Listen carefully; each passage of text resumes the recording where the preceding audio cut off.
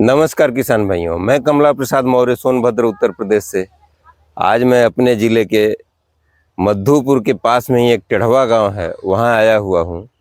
और यहां पर हमारी मुलाकात पारसनाथ कुशवाहा से हुई। ये पारसनाथ कुशवाहा सिंगरौली से आए हुए थे यहाँ।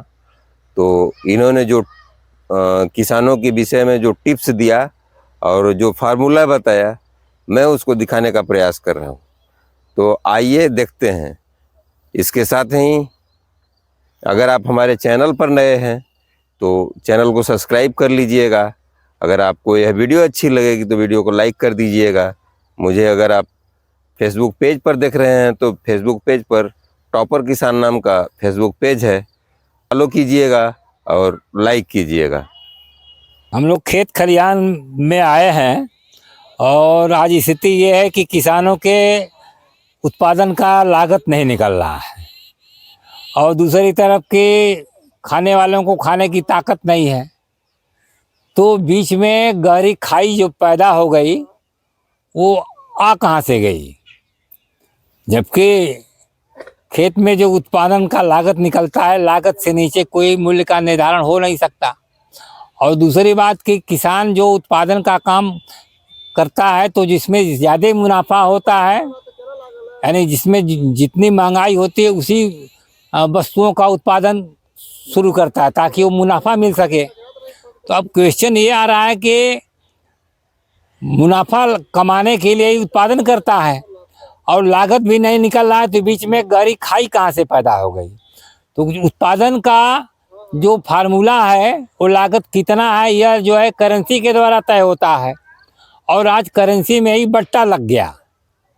और बट्टा क्या है कि जैसे किलो का बाट है और किलो के बाट में जो लोहे का लगा है और लोहे की जगह पर लकड़ी का बना दिया जाए तो क्या होगा, बट्टा लगने से वो उसका उतनी धारिता नहीं रह जाती है, यानी कम तौलेगा। और हाँ, वो कम तौलेगा। और यही स्थिति रुपए में बट्टा लगने से, पेपर करेंसी होने से जितना सोना रखा जाना चाहिए वो रखा नहीं गया है। अगर रखा गया है तो दे दें।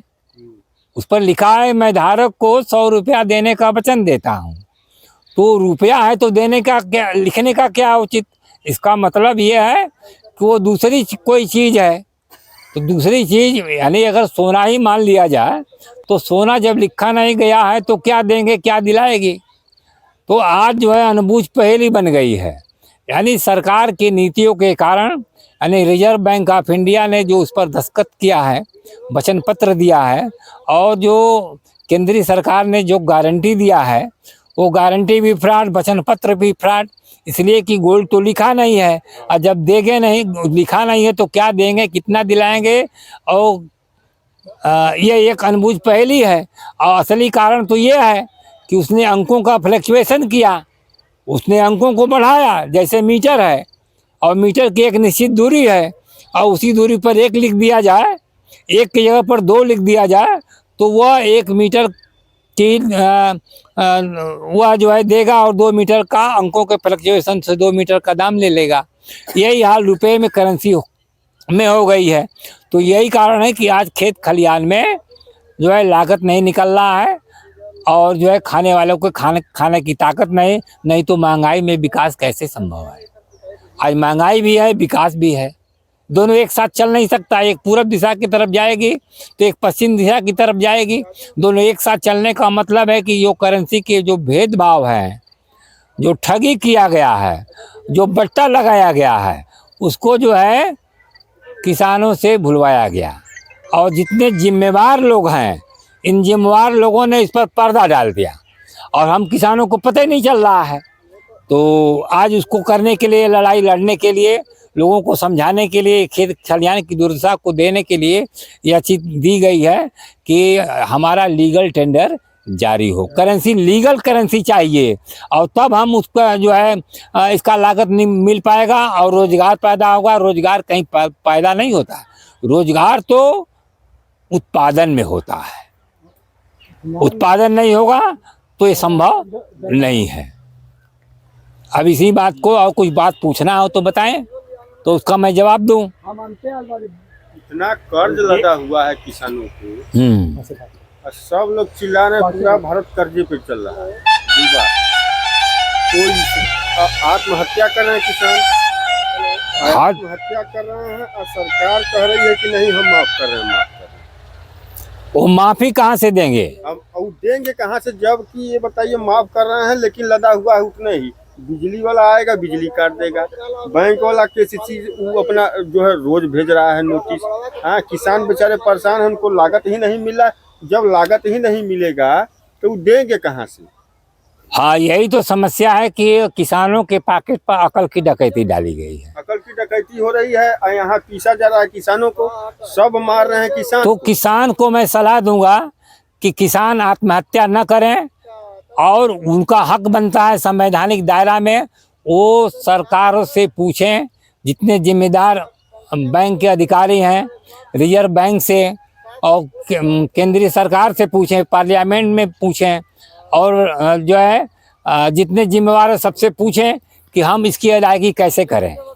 हम तो ये तो लोग भाग रहे हैं तो वो आपराधिक मामला दर्ज कराएं। हाँ, तो ये भाग रहे हैं, लेकिन सबसे ऊपर जिम्मेदारी जो है सुप्रीम कोर्ट की है, जो यहाँ का जज। हाँ, बिल्कुल सुप्रीम कोर्ट की जिम्मेवारी बनती है कि वो देश जनता का पैसा खा रहे हैं, खाने वाले लोग हैं। हाँ। अगर वो जिम्मेदारी निभाते, अगर गैर जिम्मेवाराना काम करते हैं तो उनको चिन्हित करना है। हाँ। और आने वाले उनकी सारी जो है इतिहास भूगोल को रख करके जब उनसे शिकायत करेंगे तभी तो यह बात बनेगी। हाँ, ये हमारा मामला चल रहा है 2000 जो है कि 6 से चल रहा है।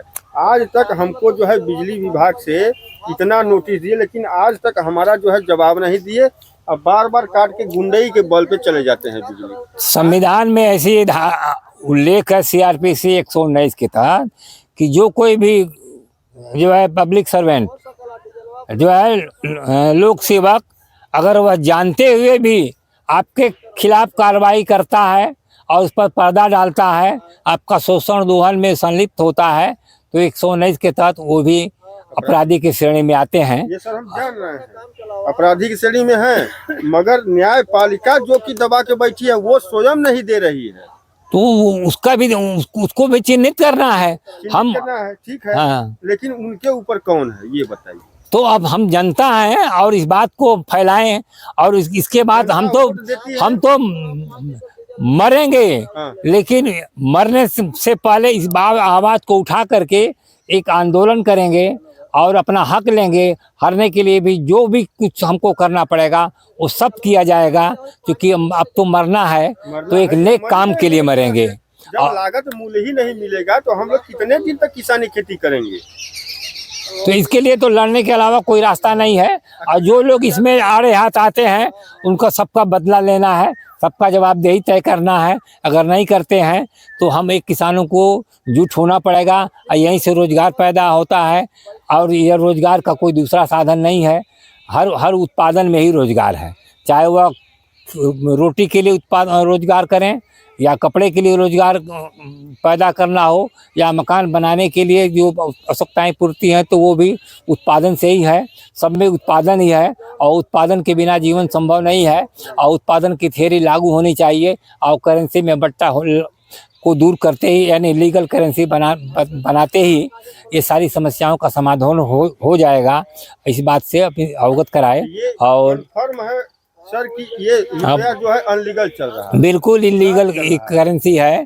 और इसको करने जो है सही करने में जो भी व्यवधान आता है, हम सब लोगों को एक निगाह देखना है कि कौन कौन लोग उस पर इस सही करेंसी को नहीं चलने में जो है सहयोग कर रहे हैं और इसमें बाधा उत्पन्न कर रहे हैं सही होने में। तो अब इन्हीं के साथ मैं अपनी बात को विराम देता हूं, और यह संदेश देना चाहता हूं कि लीगल करेंसी से ही हमारे देश का उत्पादन और उत्पादन बढ़ेगा, और हमको रोजगार मिलेगा, और इसी से लोगों का जीवन जो है बढ़ेगा, और हमारा सस्ता माल अन्य विदेशों में जाएगा, और हम जो है समृद्धशाली की तरफ बढ़ेंगे। महंगाई का नामो निशान इसी। हाँ, महंगाई को नामो निशान मिटाने का फार्मूला यही है। Legal currency.